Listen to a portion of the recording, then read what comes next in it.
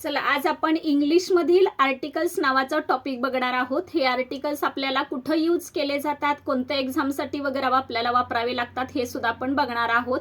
तर आर्टिकल्स हे बघा, पहिल्यांदा जे स्पर्धा परीक्षा देणारे विद्यार्थी असतात त्या विद्यार्थ्यांसाठी तर अगदी महत्त्वाचा हा टॉपिक आहे. प्लस इंग्लिश ग्रामरसाठी 10वीला सुद्धा अगदी महत्त्वाचा येतोच आर्टिकल्स. आणि आपण जेव्हा इंग्लिशमधून रेग्युलर बोलतो त्यावेळेस सुद्धा इंग्लिशमध्ये बऱ्याच ठिकाणी तुम्हाला हे आर्टिकल्स यूज करावे लागतात, तेव्हा ते ग्रामॅटिकल दृष्ट्या योग्य असतं. तर मग असे आर्टिकल्स कोणकोणते आहेत ते बघा. आणि अजून कुठं आर्टिकल्सवरती प्रश्न येऊ शकतो, इयत्ता 4थी स्कॉलरशिप असेल किंवा 4थीमध्ये देणाऱ्या TSE असेल, मंथन सारख्या एक्झाम्स असतील किंवा IAS ह्या एक्झाम्समध्ये सुद्धा विचारला जातो. 5वी स्कॉलरशिप आहे, 6वीमध्ये TSE IAS मंथन या एक्झाम्स असतात. 7वीमध्ये सुद्धा स्कॉलरशिप आहे, TSE IAS सुद्धा देऊ शकतो. तसेच 8वीमध्ये सुद्धा स्कॉलरशिपची एक्झाम असते, त्यामध्ये सुद्धा इंग्लिश ग्रामर यामध्ये आर्टिकल्स हे आलेलेच असतात. आणि कोणताच स्पर्धा परीक्षांचा पेपर हा आर्टिकल शिवाय पूर्णच होऊ शकणार नाही असं म्हणता येईल, कारण प्रत्येक एक्झाममध्ये आर्टिकल्सवरती किमान 1-2 तरी क्वेश्चन फिक्स असतातच. मग आता हे आर्टिकल्स कोणते आहेत ते आपण बघूयात.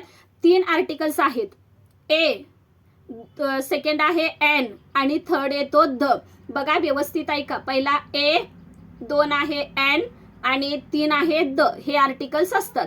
मग आता ए चा वापर कुठं करावा हे बघायचं, जेणेकरून ए, एन आणि द हे ज्यावेळेस आपण आर्टिकल वापरतो ना, तर त्यावेळेस ते इंग्लिश जे बोललेलं असतं ना, तर ते ग्रामॅटिकली योग्य आहे म्हणायला काय हरकत नाहीये. मग जिथं लागतात तिथं कुठं कुठं ह्याचे उपयोग होतो ते मी सांगते.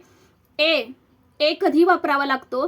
ज्या नामाचा उच्चार मराठीतील व्यंजनाने होतो, ज्या नामाचा उच्चार मराठीतील व्यंजनाने होतो त्या नामापूर्वी ए हे उपपद वापरलं जातं.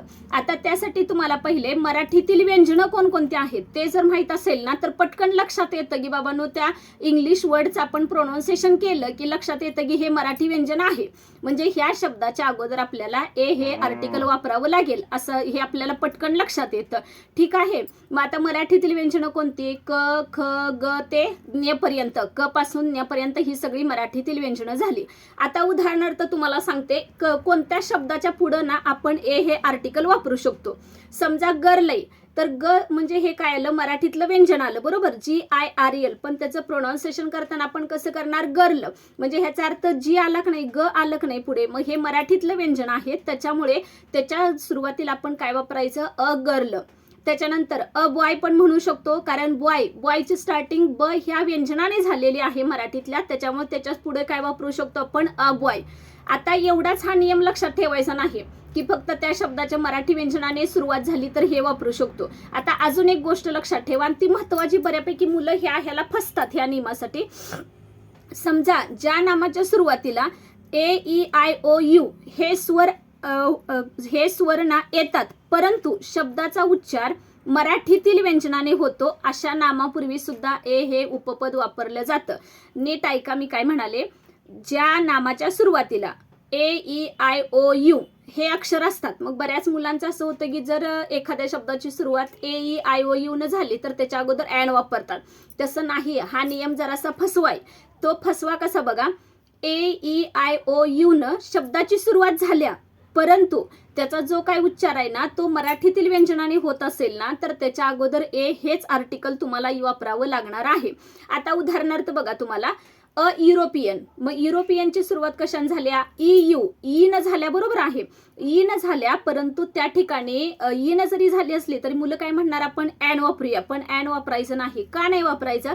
कारण ज्यावेळी मराठीतील प्रोनाऊन्सिएशन आपण करणार आहे तेव्हा युरोपियन म्हणजे य लागतो ना त्याच्यातला, याचा पहिला उकार करून युरोपियन असा शब्द आपण लिहिणार आहोत मराठीतून लिहिताना. म्हणजे याचा अर्थ काय झाला? त्या युरोपियन या शब्दाची सुरुवात मराठीतील व्यंजन य या नावाने झालेली आहे. मग यापूर्वी ए वापरायचं का ॲन वापरायचं? तर ए वापरायचं, ॲन अजिबात वापरायचं नाही. ते आठवणीनं मुलांनी लक्षात ठेवायचं. असले फसवे प्रश्न एक्झामला विचारू शकतात. त्यानंतर युनिव्हर्सिटीचं पण काय आहे? UNI. पटकन मुलं म्हणणार की यू म्हणजे काय आलंय? स्वर आलाय. स्वराच्या सुरुवातीला जर काय वापरतो आपण? ॲन वापरतो, पण नाही, त्याचं प्रोनाऊन्सिएशन बघायचं. युनिव्हर्सिटी आहे त्याच्यामुळं अ युनिव्हर्सिटी होणार, ॲन युनिव्हर्सिटी होणार नाही. आलेत लक्षात? अशाच प्रकारचे तुम्ही शब्द 10-12 शोधा, म्हणजे तुमच्या लक्षात येईल की आपल्याला ए आणि ॲन मध्ये काय फरक आहे तो. लक्षात आलेत? ए हा कधी कधी वापरायचा. अजून एकदा सांगते, ज्या नामाचा उच्चार मराठीतील व्यंजनाने होतो त्या नामापूर्वी ए हे उपपद वापरावे. तसेच जरी त्या नामामध्ये जरी ए ई आय ओ यू या स्वराने झाली असली तरी त्याचा उच्चार मात्र मराठीतील व्यंजनाने होत असेल ना, तर त्यावेळेस काय वापरायचं, त्या नामापूर्वी ए हेच उपपद वापरायचं. आलेत लक्षात काय लिहायचं ते. त्याच्यानंतर बघा, अँड हे उपपद कधी वापरायचं, ज्या नामाची सुरुवात ए ई आय ओ यू ने झालेली असते त्याचा उच्चार मराठीतील स्वराने झालेला असतो अशा नामापूर्वी अँड हे उपपद वापरावे. बघा, त्यासाठी तुम्हाला इंग्लिश हे रीडिंग करताच आलं पाहिजे तर त्याचे प्रोनाऊन्सिएशन कळतील. फक्त तुम्ही लगेच ABCD आहे बघून सांगू शकणार नाही. तुम्हाला मराठीचे इंग्लिशमधील प्रोनाऊन्सिएशन त्याचे वर्ड्स हे वाचता आलेच पाहिजेत काय आहेत ते. आता बघा, अँड कधी वापरू शकतो, ज्या नामाची सुरुवात ए ई आय ओ यू ने झालेली असते तसेच त्याचा उच्चार मराठीतील स्वराने झालेला असतो. मराठीतील स्वराने म्हटलंय मी, व्यंजनाने नाही. मराठीतील स्वराने झालेला असेल तर त्या नामापूर्वी काय वापरायचं, अँड. आता फॉर एक्झाम्पल बघा, एग म्हणू शकतो. एग म्हणजे त्याची स्पेलिंग काय येणार, EGG हे त्याचं स्पेलिंग झालं. पण त्याचा उच्चार मात्र आपण कसा करतोय, एग. मग एग म्हणजे काय झालं तर एग हा एडका हा काय आहे तर मराठीतील स्वर आहे. त्याच्यामुळे याच्या पुढे काय वापरायचं, अँड वापरायचं. आलेत लक्षात काय सांगितलं ते. त्याच्यानंतर ऑक्सच्या अगोदर काय येईल बघा बरं, OAEIOU. ओ तर आहे म्हणजे ह्याचा अर्थ आपण अँड वापरणार आहोत, काही प्रॉब्लेम नाही. पण त्या अगोदर त्याचा प्रोनाऊन्सिएशन करणं सुद्धा गरजेचं आहे. प्रोनाऊन्सिएशन काय होणार, ऑक्स, आणि अ वर्ण तयार झालेला आहे म्हणजे अ हा काय आहे मराठीतला स्वर आहे. आई वगैरे हे स्वर आहेत का नाही, तसा तो स्वरामध्ये येणार. त्याच्यामुळे त्याच्या पुढे काय वापरायचं, अँड ऑक्स वापरायचं. आलेत लक्षात, अँड एग, अँड ऑक्स असे हे शब्द येतील. आलेत लक्षात. अँड हे उपपद कुठं वापरायचं आणि कशा पद्धतीनं यूज करायचं एक्झाम्पल सांगितलेले आहेत तुम्हाला. प्रत्येकाची किमान आज जेव्हा तुम्ही हा व्हिडिओ बघाल तेव्हा किमान 20 तरी तुम्ही शब्द काढा, म्हणजे प्रोनाऊन्सिएशन पण होतील आणि हा कायमचा टॉपिक तुमचा क्लिअर होऊन जाईल. त्यानंतर द हे आर्टिकल कधी वापरायचं बघा, चारी दिशा समुद्र. चारी दिशा कोणत्या येणार, ईस्ट, वेस्ट, नॉर्थ आणि साऊथ. ह्या चारी दिशा झाल्या. आता बऱ्याच मुलांचं असं होतं की मग ईस्टच्या अगोदर AEIOU न सुरुवात झाल्या तर काय वापरायचं, नाहीये तिथं अँड वापरून चालणार नाही. जरी स्वराने त्याचा उच्चार जरी स्वराने होत असला मराठीतल्या तरी सुद्धा तिथं वापरायचं नाही. त्याच्यामुळे प्रकर्षण द हा कुठं वापरला जातो ते लक्षात ठेवायचं.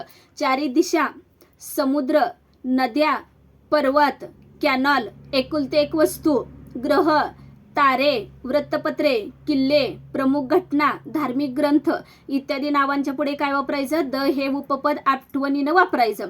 आता गंमत बघा, ईस्टच्या अगोदर बऱ्यापैकी मुलं हा 100% प्रश्न एक्झाम मध्ये चुकवून येतात, कारण त्यांनी एकच लक्षात ठेवलेलं असतंय AEIOU हा स्वर दिसला म्हणलं का त्याच्या पुढे अँड करायचं नाही. ईस्ट हा काय आहे, ईस्ट ही दिशा आहे. मग दिशेच्या पुढे कोणतं आलं पाहिजे, द ईस्ट असं लिहायचं. द ईस्ट हे असं पाहिजे तुम्हाला, अँड ईस्ट असं होणार नाही, कारण मी सुरुवातीला सांगितलंय तुम्हाला चारी दिशा, समुद्र, नद्या, पर्वत, तारे, कॅनॉल, एकुलते एक वस्तू, ग्रह, तारे, वृत्तपत्रे, किल्ले, प्रमुख घटना यांच्या पुढे काय आलं पाहिजे तुम्हाला, द हेच उपपद वापरता आलं पाहिजे. द ईस्ट, द सी समुद्र एकच आहे. द सन ही सुद्धा जगातली एकमेव एकच गोष्ट आहे, द सन ही येणार. त्याच्यामुळे सूर्यासाठी जे आपण सन म्हणतो तर ते काय येणार आहे, द सन जगात एकच. द मून येणार. द सकाळ पेपरचं नाव आहे ना, वृत्तपत्राचं नाव आहे, त्याच्यामुळे त्याच्या पुढे काय आलं पाहिजे, द सकाळच आलं पाहिजे. द रायगड किल्ल्यांचं नाव आहे. द प्रतापगड कारण ते किल्ल्यांचं नाव आहे. द शिवनेरी त्यामुळे ते किल्ल्यांचं नाव असल्यामुळे काय येणार त्याच्या पुढे, द हेच उपपद आलं पाहिजे. त्यानंतर आधी ओळख किंवा आधी उल्लेख झालेल्या गोष्टीचा पुन्हा उल्लेख करण्यापूर्वी सुद्धा द हे वापरलं जातं. आलेत लक्षात. एकंदरीत तिन्ही नियम काय आहेत, ए, अँड आणि द. आता परत जेव्हा तुम्ही हे बघून झाल्यानंतर किमान मुलांनी प्रत्येक ह्याचे एचे 20 वर्ड्स काढा, एनचे 20 वर्ड्स काढा आणि द चे 20 वर्ड्स काढा, जेणेकरून तुम्हाला हा टॉपिक परफेक्ट क्लिअर लक्षात येईल आणि एक्झामला कधीही विचारला तर तुम्हाला यावरचे 100% प्रश्न सुटणार. आणि हे अगदी स्पर्धा परीक्षेला बसलेल्या विद्यार्थ्यांनीच करावं असं काही नाहीये. इतर विद्यार्थ्यांना सुद्धा शालेय विषय इंग्लिश असतो आणि मला माहिती आहे त्याच्यामध्ये बऱ्याच ठिकाणी ए, एन आणि द हे उपपद आलेलं असतं, पण बरीच मुलं ह्याला ए ला द ला काही व्हॅल्यू देत नाहीयेत. जाऊ दे ते काय आर्टिकल आहे, असं नाही. ते आर्टिकल विनाकारण वापरलेलं नसतं, त्याला सुद्धा हे काहीतरी नियम लागू होतात म्हणून वापरलेले आहेत.